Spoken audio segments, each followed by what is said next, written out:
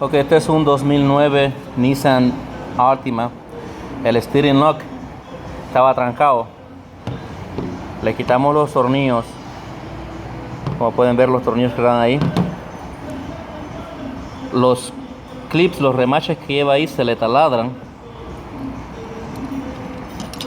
Los sacamos. Se le desarma todo completo. Y lo que se traba es esta pieza que ven aquí. Esta pieza que ven aquí, lo único que tiene que hacer es girar un poquito el motor para que destrabe. Este motor pueden sacarlo.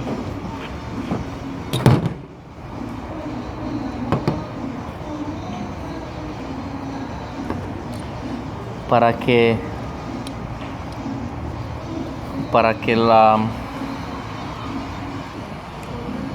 la puedan sacar.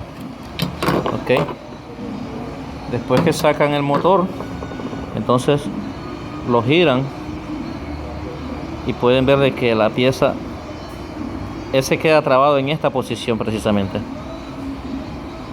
Esta es la posición en que él se queda trabado.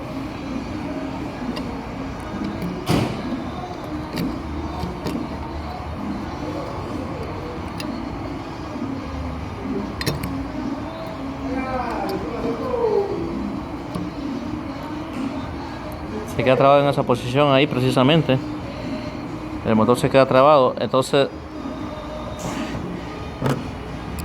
la computadora entiende que trataron de forzarlo y por eso es que no te arranca más. Ok, entonces lo único que tiene que hacer es hacer esto, girarlo un poco para que él despegue de aquí. Y después de eso se vuelve a armar nuevamente.